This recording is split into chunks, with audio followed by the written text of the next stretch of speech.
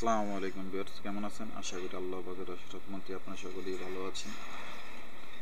তো আমাদের বর্তমান যে প্রেক্ষাপট, বর্তমান যে রাজনীতি, বর্তমান যে সরকার, তাদের প্রতি কিছু দলের আস্থা আছে এবং কিছু দলের আস্থা নেই।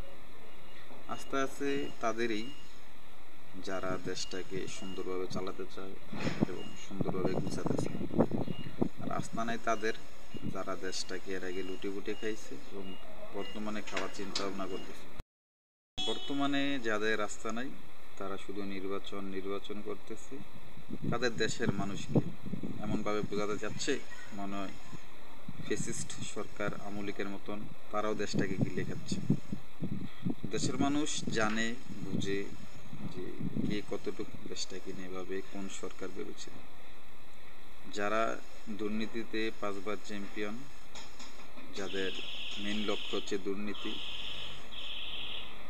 বিদেশে অর্থ পাচারের সাথে জড়িত, তারাই এখন বড় বড় কথা বলতেছে। এটি হচ্ছে বর্তমানে বাংলাদেশের পরিস্থিতি। তো আমরা আমলিকের যে সাধারণ সম্পাদক ছিল ওবাগাদের তার বক্তব্য দেখতাম, সবাই হাসতাম। বর্তমানে আমাদের দেশের বৃহৎ একটি রাজনৈতিক দল আছে, নামটা কইতাম না। এই দলের মহাসচিব কত মোটামুটি তার লগে মিলিয়ে দিতেছে। এখানে মানুষ কথায় আছে, গরিব থাকলে একরকম কথা থাকে, বড় লোক হইলে আরেক রকম কথা হয়ে যাবে। তার অবস্থাও সেম এমনটাই। আগে যখন আমলিকের আমলে কথা কইতে পারতো না, তখন তার ভাষা ছিল নরম, নম্র, ভদ্র। আর এখন একটু ক্ষমতার লোভ দেখতেছে, যার কারণে তার ভাষাটা একটু পরিবর্তন হয়ে গেছে। তো আজকে তিনি একটা তার দলের সংবাদ, একটা অনুষ্ঠান ছিল আর কি, সেই অনুষ্ঠান উনি কইতেছে যে বর্তমান সরকারের উপর নাকি বলে মানুষের আস্থা নাই বা তাদের পিছনে জনগণ নাই।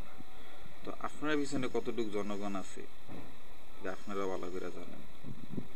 যে আপনারা আমলিকের মতনই আছিলেন, মানুষ আপনারা ক্ষমতা দেখছে, এখন দেশের মানুষ নতুন একটি দল চায়। দল ক্ষমতায় আসুক, তাদের নীতি দেখতে চায় মানুষ, আপনাদের আর দেখতে চায় না। বিএনপি আমলিক দোনোটার রাজনীতি মানুষ দেখছে বাংলাদেশে, নতুন একটি দল চায় যারা দেশটারে নিয়ে ভাববে। আমরাও আশাবাদী যে তারা ওবায়দুল কাদের কাকুর মতন যারা কথা কয় তারা দেখতাম চাই না, নতুন দল আয়োগ দেই তারা আমাদের কি উপহার দিতে পারে। সব আলাদা থাকবেন। আসসালামু আলাইকুম।